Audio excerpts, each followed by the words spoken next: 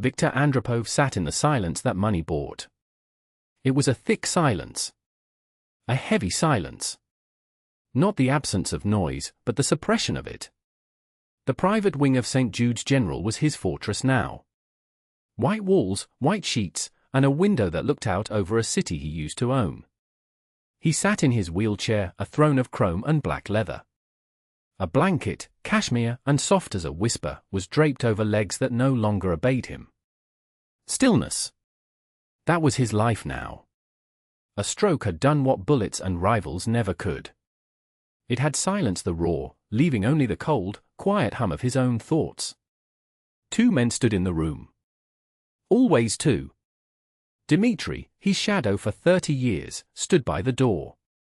His face was a roadmap of scars and loyalty. Boris, younger and wider, stood by the window, his gaze fixed on the world outside, the world of threats. They were his guard dogs. Silent, watchful, and utterly lethal. The nurses were terrified of him. They came in pairs, their movements quick and jittery, their eyes always darting toward Dmitri and Boris. They spoke in hushed, trembling voices.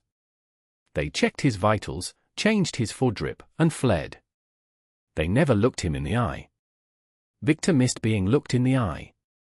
It was where you saw the truth of a man. Fear. Greed.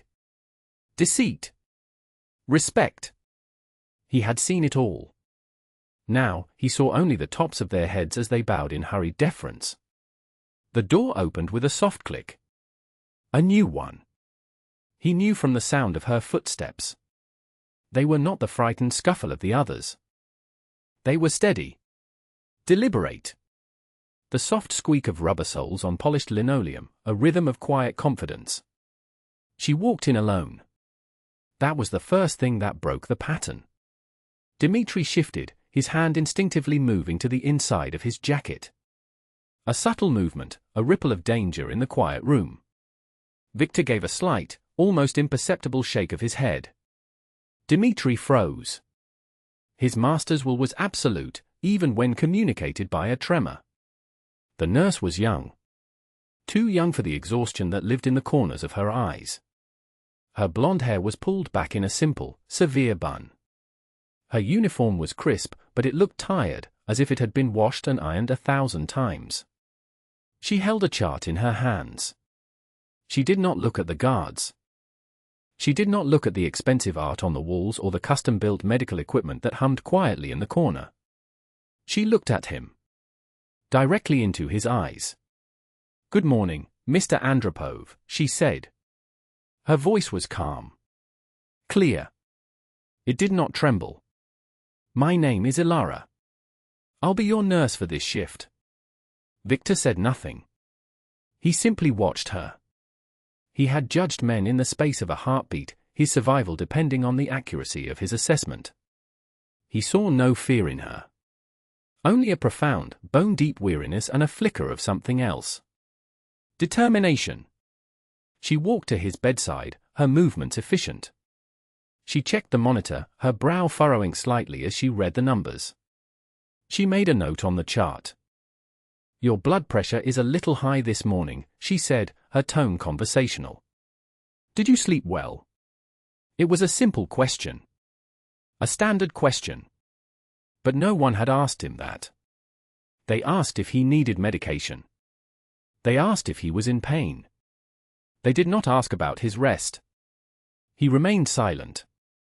Silence was his shield and his weapon. It unnerved people.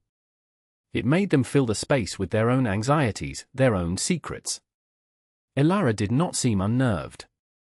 She simply waited a moment, then nodded as if he had answered. "Sometimes it's hard to sleep in a new place," she offered. She adjusted his pillow with gentle, practiced hands. Her touch was firm but not cold. It was the touch of a professional, but there was a warmth to it that startled him. He flinched. A tiny, involuntary jerk. She pulled her hand back immediately, her eyes widening with concern. "Did I hurt you?" He found his voice. It was a ruin of what it once was, a gravelly rasp. "No." The word hung in the air, heavy and unused. She gave him a small, sad smile. It was a genuine smile, not the plastic, placating expression the other hospital staff wore. "Okay. Well, I'll be back in an hour to check on you again. The call button is right here if you need anything." She gestured to the red button on the rail of his bed. As if he would ever use it.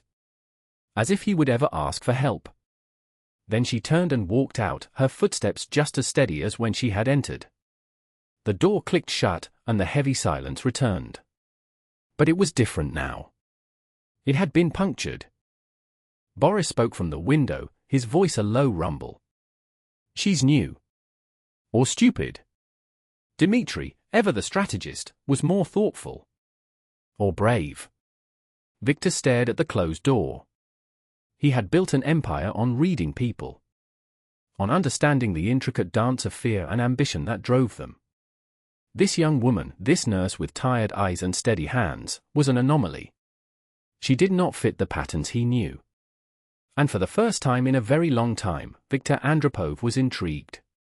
He did not know it yet, but the stillness of his world was about to be broken forever. A small act of simple, human decency was the tremor before the earthquake. The quiet nurse had just walked into the den of a sleeping lion, and she had no idea the power that lay dormant in the still man in the wheelchair. She just thought she was doing her job. Victor was a name whispered in the darkest corners of the city. It was a name that meant power, fear, and a brutal kind of order. For 40 years, he had been the unseen hand that guided the city's underbelly. His empire was built on shipping, on construction, on businesses that looked legitimate on paper but were rooted in something far older and harder. He had rules. His rules were everything. You did not touch families. You did not harm children. You did not betray your own. A man's word was his bond, and a debt was always paid, one way or another. These were the tenets that separated him from the rabid dogs that snapped at his heels, the new generation who valued chaos over control. He had grown up with nothing. A cold apartment, a mother who worked her fingers raw, a father he never knew. He learned early that the world was a cold, hard place. Strength was the only currency that mattered. He had fought his way up from the gutter, street by street, deal by deal, body by body. He had carved out his kingdom with his own 2 hands. And he had lost things along the way. He had lost his wife, Anya, to a sickness that all his money could not cure. He had lost his daughter, Sophia, in a car accident that he always suspected was no accident. The grief had hollowed him out, leaving behind a core of pure, cold resolve. His empire was all he had left. His legacy. The stroke felt like a final, cruel joke from God. To be trapped in a body that would not move, to have his voice reduced to a pathetic croak. It was a humiliation worse than any prison. He was surrounded by his power, the loyal men, the vast wealth, but he himself was powerless. A king on a broken throne. Ilara became a regular feature of his days. She came at the start of her shift, 7 in the morning, and she was the last one he saw before her shift ended at 7 in the evening. 12 hours. A long time to be on your feet. He noticed the faint lines of exhaustion deepening around her eyes as the weeks went on. She never treated him like a monster or a VIP. She treated him like a patient. A person. She would talk to him as she worked, her voice a low, soothing murmur against the sterile hum of the machines. She didn't seem to care that he rarely answered. She told him about the weather, about a funny thing a patient in another room had said, about the traffic on her way to work.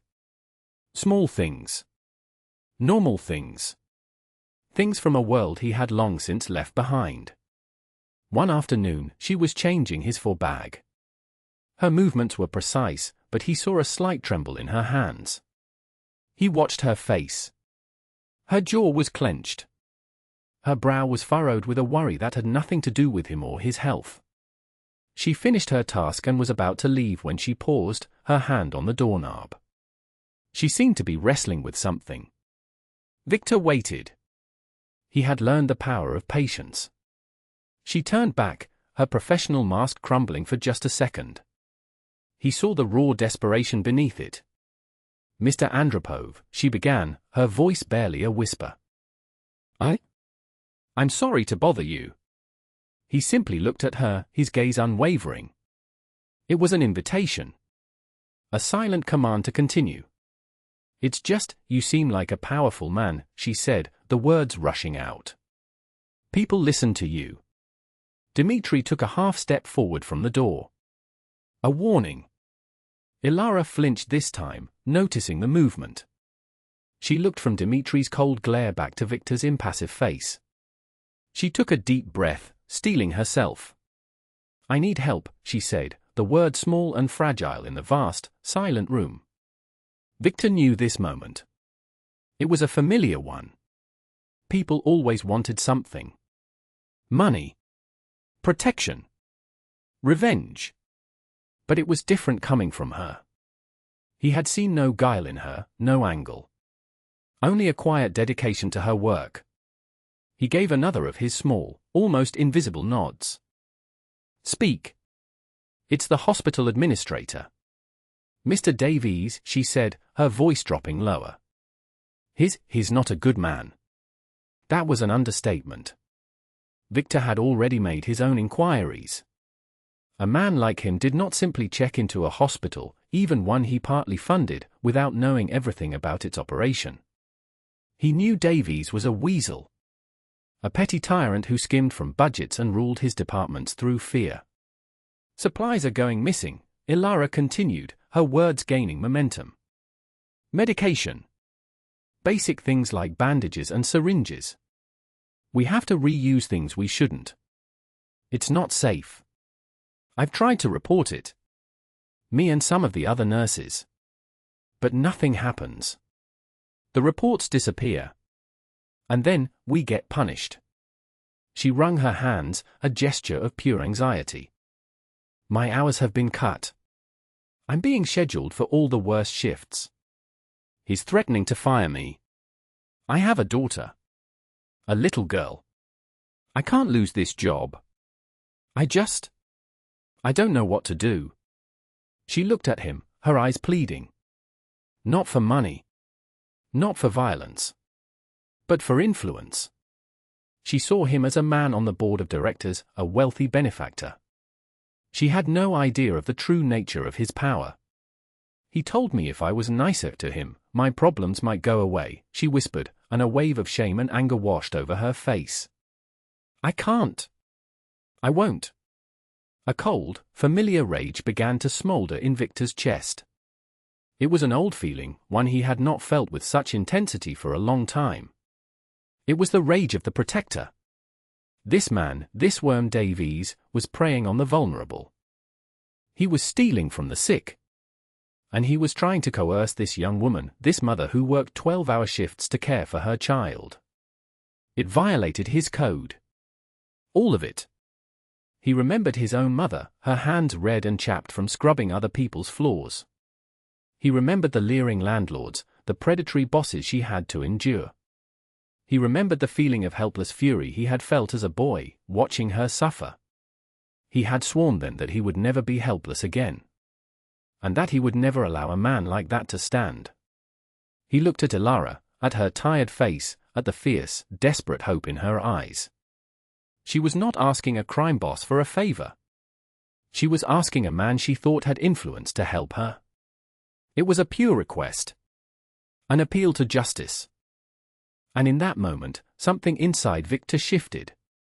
The cold, dormant core of him sparked to life. For weeks, he had been a patient. A piece of cargo to be tended to. A relic. Now, he was Victor Andropov again. He raised his left hand, the one that still had some strength. He slowly, deliberately, reached for the call button she had shown him. His fingers fumbled for a moment, the fine motor skills still a struggle. Ilara watched, confused. He pressed the button. Then he looked past her, his gaze locking with Dmitri's. His voice was a low growl, but it held the iron authority of a lifetime of command. Dmitri. Yes, boss. Get me everything on this Mr. Davies, Victor rasped. Everything. His home. His habits. his debts, his fears. I want to know what he eats for breakfast. I want to know who he prays to before he sleeps.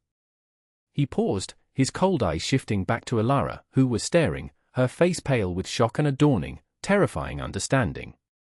She had not knocked on the door of a board member. She had knocked on the door of a king. And Dmitri, Victor added, his voice dropping to a deadly whisper. Tell the boys to get the car ready. It seems I have some business to attend to. This filth needs to be taken out. The internal conflict was a storm in the quiet landscape of Victor's mind. For years, his world had been governed by a cold, simple logic. Business was business. Civilians were civilians. The two did not mix. Getting involved in the petty squabbles of the outside world was a distraction. It was a weakness. It created complications, drew unwanted attention, and violated the sterile order he had imposed on his life. His code was a fortress, built to protect his empire and himself. And this? This was a clear violation.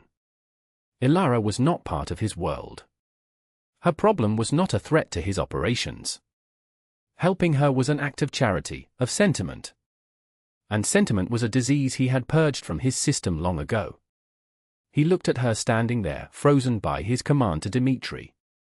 He saw the terror in her eyes now, the realization that she had stumbled into something far deeper and more dangerous than she could have imagined. But beneath the fear, he still saw that core of defiance. The same defiance that made her stand up to Davies in the first place. It reminded him of Anya. Anya, his wife. She had been a nurse, too, when they first met. She had the same quiet strength, the same fire in her eyes. She had seen the darkness in him, the violence he was capable of, and she had not run. She had seen the man underneath, the boy from the gutter who was still fighting for a place to stand. She had been his anchor, his conscience. When she died, that part of him had died with her. Or so he had thought. Now, this young nurse, with her tired eyes and steady hands, was stirring the ashes. He remembered a night, years ago. Sophia, his daughter, had been small. She had a fever, a terrible one that made her cry out in the night. The doctor, a man on Victor's payroll, had been dismissive. A child's fever, nothing to worry about. But Anya had known better. She had seen the signs he could not. She had fought with the doctor, her voice filled with a mother's fierce certainty. She had demanded he run more tests. The doctor, afraid to displease Victor, had been about to sedate the child and leave. Victor remembered the look in Anya's eyes as she turned to him. It was the same look he saw in Ilara's now. A desperate plea for someone to listen. For someone to do what was right. He had intervened that night. He had looked at the doctor and said a single, quiet word. Listen. The doctor had listened. They found a serious infection. Anya's instinct, her refusal to be dismissed, had saved their daughter's life. He had learned something essential that night. Sometimes, the greatest strength was not in violence or intimidation, but in the courage to protect the vulnerable. It was a lesson he had buried with Anya and Sophia. This situation was the same, yet different. Ilara was not his wife. The hospital was not his home. But the principle was the same. A predator was harming the innocent. A good person was being punished for doing the right thing. His world, with all its brutal rules, was supposed to have a kind of honor. Men like Davies had none.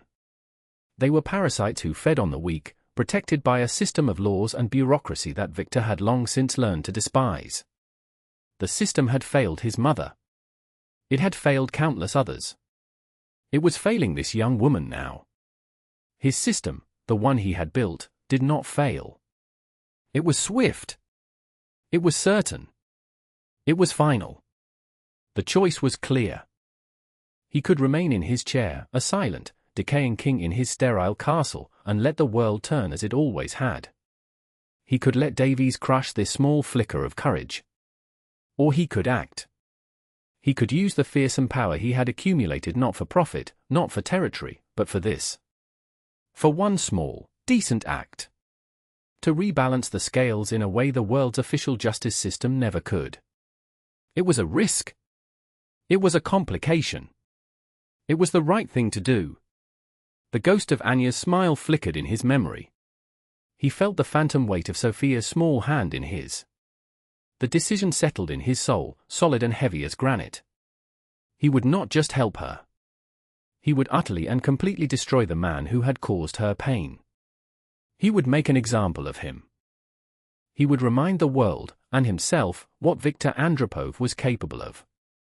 He looked at Dmitri, who was watching him, waiting. Dmitri knew this was different. He had been there for the rise of the empire. He had carried out 100 brutal orders. But this one had a different feel. It was not about business. It was personal. Dmitri, Viktor said, his voice stronger now, clearer. Cancel my physical therapy for the rest of the week. Dmitri's eyebrows rose a fraction of an inch. It was the only sign of his surprise. And find out where Ilara's daughter goes to school, Viktor continued, his eyes still on the pale, shocked face of the nurse. Arrange for discreet surveillance. I want 2 men watching her from the moment she leaves for school until the moment she is home. This worm Davies, when cornered, rats like him bite. He will not get the chance. Ilara gasped, her hand flying to her mouth. He was thinking of her daughter. He was already protecting her. Viktor then turned his full attention to the nurse. The coldness in his eyes softened, replaced by a profound seriousness. You will go back to your shift, he commanded gently. You will act as if this conversation never happened. You will not speak of it to anyone. You will do your job. Do you understand me? She could only nod, her eyes wide with a mixture of terror and overwhelming relief. Good, Viktor said. He gestured toward the door with his chin. Go. She practically fled from the room. The silence returned, but it was a different kind of silence now. It was not the silence of stagnation. It was the silence of a predator before the strike. Boris spoke from the window. This is not our way, boss. Viktor slowly turned his head to look at the large man. His gaze was like ice. Tonight, it is, he said. The mobilization of his power was a quiet, terrifyingly efficient thing. It was not a storm of shouting and frantic action. It was a series of quiet phone calls, of terse commands whispered into secure lines. From his wheelchair, Viktor became the spider at the center of a vast, invisible web. A web that covered the entire city. Dmitri stood beside him, a phone pressed to his ear, his face impassive as he relayed his master's orders. I need eyes on a hospital administrator. Davies. Yes, St. Jude's. I want his financials. Everything. Bank accounts, credit cards, secret ledgers. Talk to our man in the city records office. Mortgages, deeds, any shell corporations. Yes, by midnight. I don't care how you do it. Another call. Pavel. I need a tech team. I want bugs in Davies' office, his car, his home. I want his phone and computer mirrored. I want to know every word he says, every site he visits. Yes, clean. No trace. Another call. Sergey. You remember Marco Varelli's crew? The ones who tried to move into the docks last year. I have a source that says a hospital administrator might be fencing stolen medical supplies to them. High-end pharmaceuticals. Anesthetics. Look into it. Quietly. I want to know if Varelli's hands are dirty.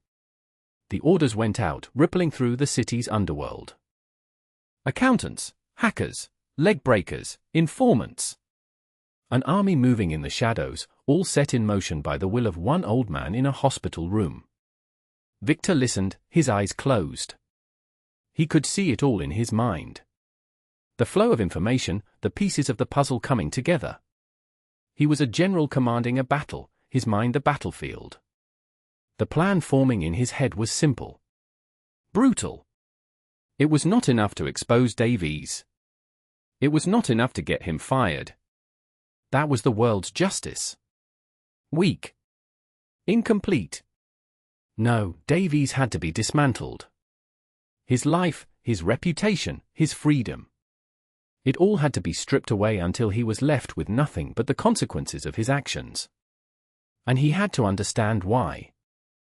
He had to know that his fate was sealed not because he stole from a hospital, but because he had dared to threaten a good woman and her child. The first reports started coming in within hours. Dimitri read them aloud in a low monotone. Davies is in debt. Serious gambling debts to a loan shark in Varelli's territory. He remortgaged his house 3 months ago. Large cash deposits into an offshore account, untraceable. The financials show a man living far beyond his means. Victor nodded slowly. Greed. It was always greed. The tech team is in, Dimitri continued. They have audio from his office. He just finished a call with someone. He called the other man a Marco. They were arguing about a shipment of painkillers that was too short. The Davies promised to make it up to him with a supply of anesthesia from the surgical wing. So, the connection to Varelli was real. This was no longer just about a petty tyrant. Davies was a pawn in a larger game, a collaborator with one of Victor's rivals. This gave Victor the justification he needed, the perfect cover for his actions. It was business now. He had a reason to act that his men would understand. It was about protecting their territory from a rival poaching on their turf. Only he and Dimitri would know the real reason. Only they would know it all started with a nurse's quiet plea.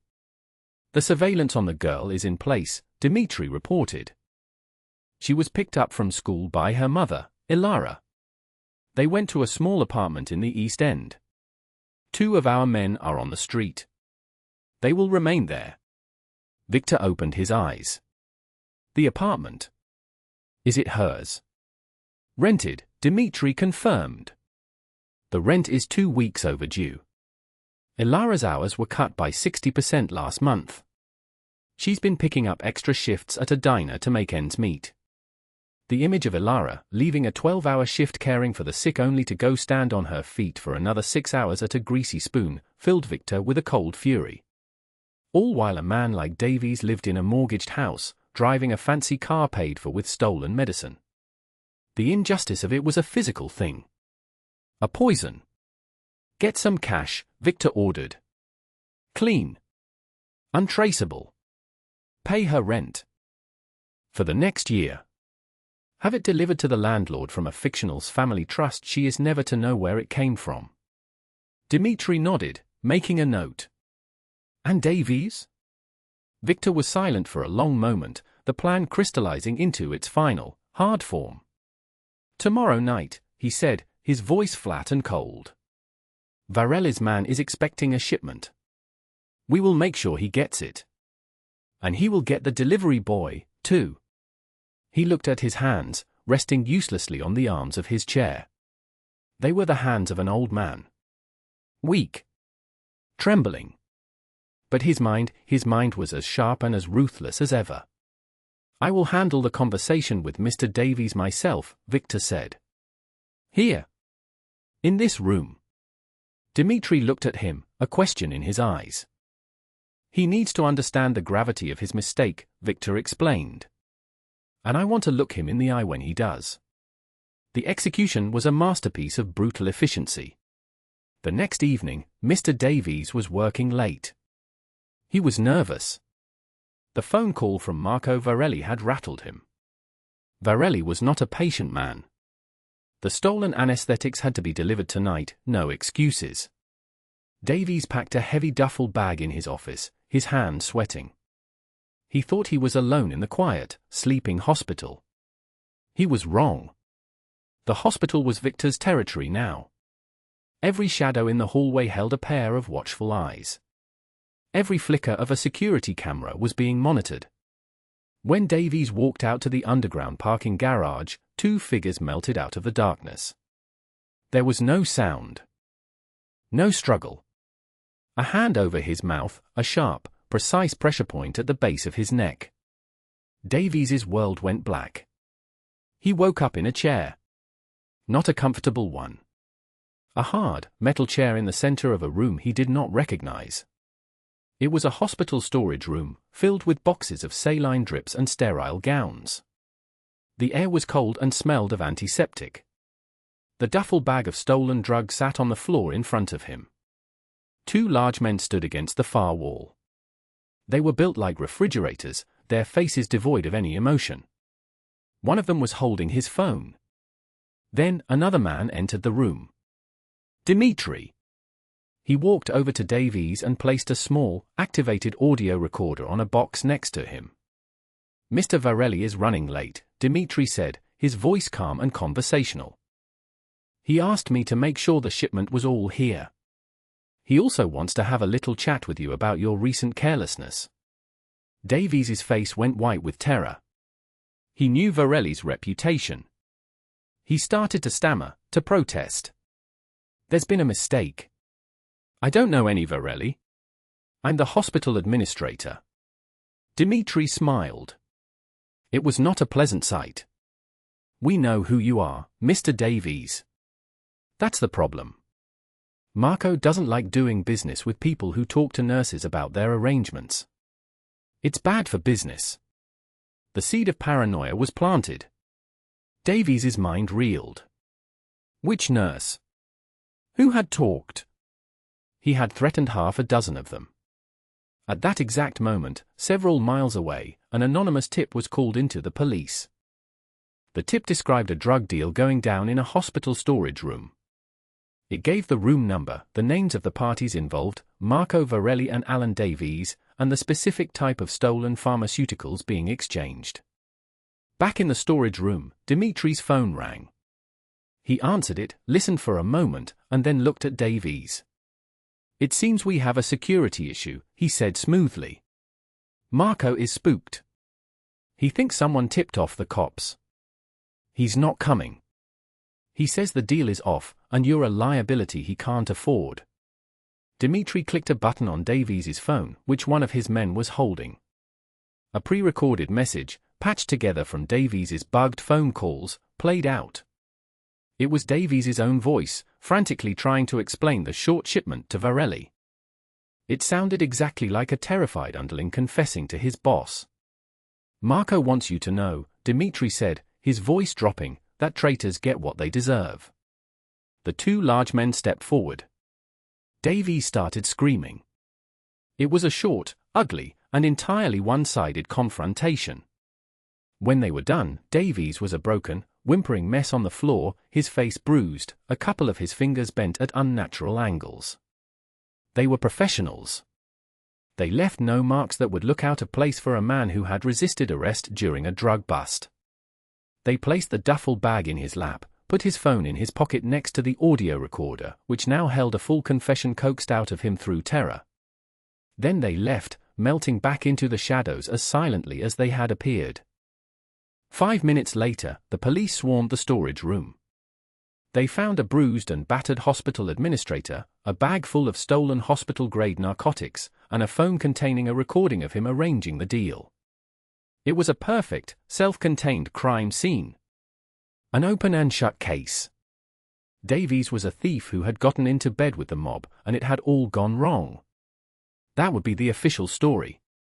No one would ever look any deeper. But the night was not over for Mr. Davies. Before he was taken to the police station, he was wheeled on a gurney through the emergency room for a medical check. It was standard procedure.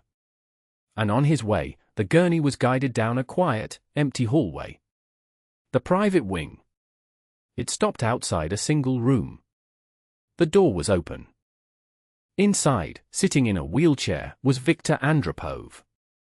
Dimitri stood beside him. The two paramedics escorting the gurney suddenly found themselves very interested in a chart on the wall down the hall. They turned their backs, giving the room a wide berth. Davies, his face a mask of pain and confusion, stared at the old man in the wheelchair. He recognized him. The powerful, silent patient from the VIP suite. Viktor gestured with his chin, and Dimitri pushed the wheelchair forward until it was right beside the gurney. Viktor was so close he could smell the fear coming off Davies in waves. Victor leaned forward slightly, his voice a dry, reptilian whisper. You stole, he said. It was not a question. It was a statement of fact. You stole medicine from the sick. You are a ghoul. A scavenger. For that, the law will deal with you. He paused, letting the words sink in. But you made a more serious mistake, Victor continued, his voice dropping even lower, becoming something ancient and terrible. You threatened a good woman. You tried to use your pathetic little power to harm her and her child.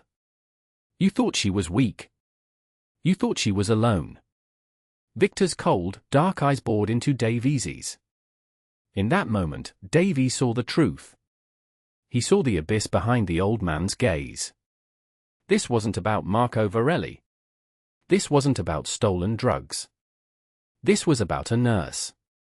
You were wrong, Victor hissed. She is not alone. Now, every night, when you are in your cell, I want you to remember her face. I want you to understand that she is the reason your life is over. My people, the people you thought you were dealing with, they are animals. But even animals have rules. You broke the most important 1 inch. Davies started to sob, a pathetic, broken sound. You will be forgotten, Victor said, his voice flat and final. He raised his hand, a gesture of dismissal. Your name will be erased. The threat you posed is permanently closed. Dmitri nodded to the paramedics down the hall. They turned and, without a word, pushed the gurney away. Viktor Andropov sat alone in the hallway for a long time, the silence of his wing settling around him once more. The rage in his chest had cooled, leaving behind a quiet, cold satisfaction. Justice had been served. His kind of justice. The next morning, Ilara arrived for her shift. The hospital was buzzing with the news. Mr. Davies had been arrested. Drug trafficking. Ties to the mob. It was a scandal. She walked through the corridors in a daze. Everyone was talking about it, but no one knew the real story. No one knew that the catalyst for this earthquake was a quiet conversation in a VIP suite. When she entered Victor's room, he was sitting by the window, looking out at the city. The 2 guards were in their usual places. The room was as silent and still as ever. She went about her duties, her hands trembling slightly. She checked his vitals, her movements almost automatic. She was afraid to speak. Afraid to even look at him for too long. When she was finished, she turned to leave. Ilara. His voice stopped her.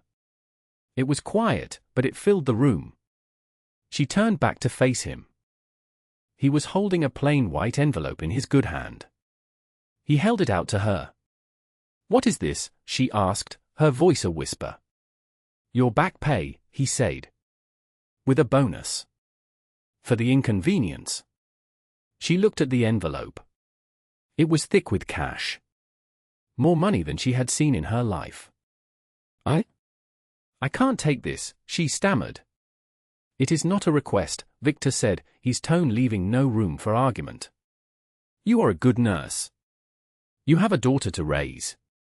You will take it. She hesitated, then slowly walked forward and took the envelope from his hand. Her fingers brushed against his. His skin was dry and cool, like old paper. Thank you, she whispered, her eyes filling with tears. But, what you did, it was more than this. You saved me. You saved us. Victor looked away from her, back toward the window. He was not comfortable with gratitude. It was an emotion that did not fit in his world. The debt is paid, he said gruffly. That is all. But Ilara was not finished. The fear she had felt was being replaced by a powerful, burning curiosity. She needed to understand. Why? She asked, her voice gaining a bit of strength. Why did you help me? People like you don't do things like this. Victor was silent for a long time. The hum of the machines was the only sound. Finally, he spoke, his voice low and reflective. A long time ago, he said, his gaze distant, my wife told me that a man is not defined by the power he holds, but by how he chooses to use it. For a long time, I used my power for myself. To build. To protect what was mine. He turned his head and looked at her, and for the first time, she saw a flicker of something other than ice in his eyes. It was a deep, profound sadness. A deep, profound loss. You reminded me of her, he said simply. You reminded me that some things are worth more than money. More than business. He looked down at his own hands, resting on the useless legs in his lap. You gave me something I thought I had lost, he continued. A chance to use my strength for something good. The money in that envelope is nothing. What you gave me is priceless. The tears were flowing freely down Ilara's face now. She understood. It wasn't about her, not really.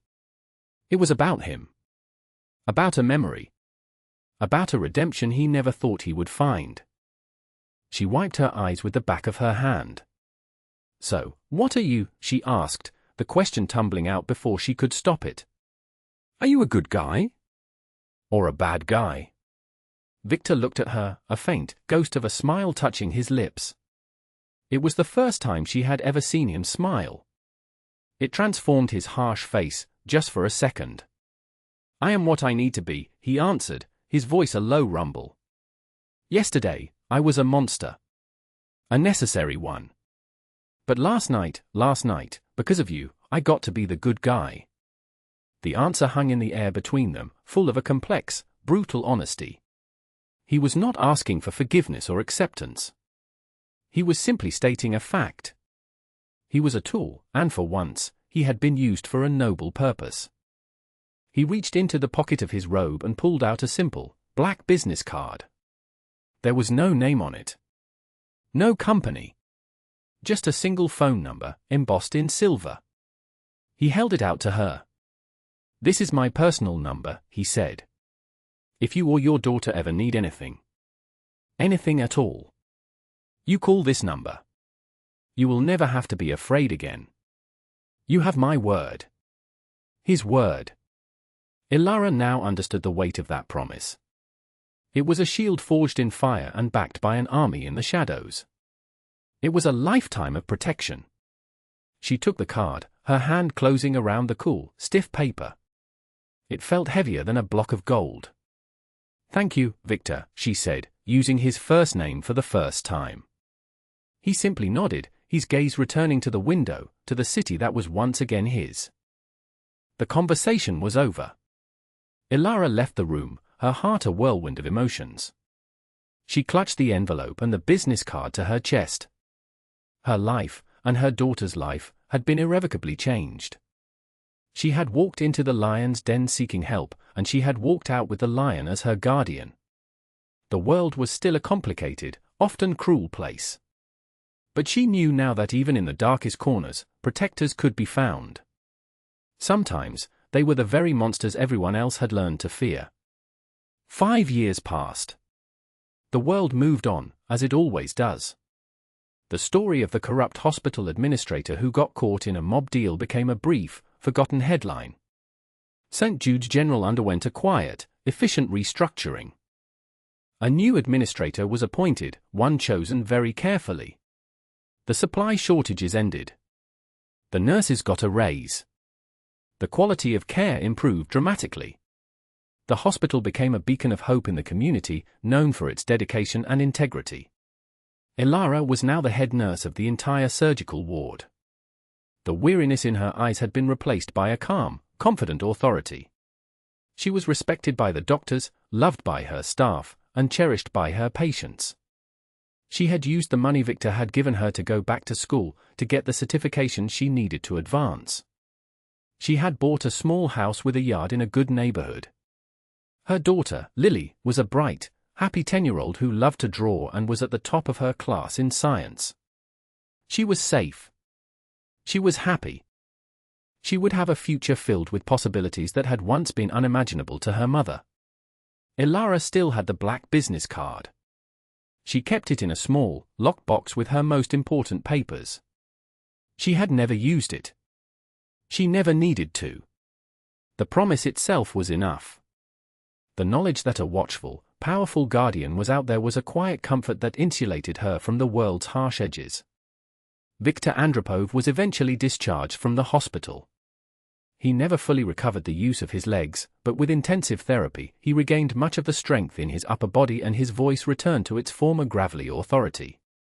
He did not return to the shadows. Instead, he did something no one expected. He took a more public role, using his immense wealth and influence as a philanthropist. He endowed the hospital with a new pediatric wing. He created a foundation that provided scholarships for underprivileged children, especially the children of single mothers. The city's elite whispered.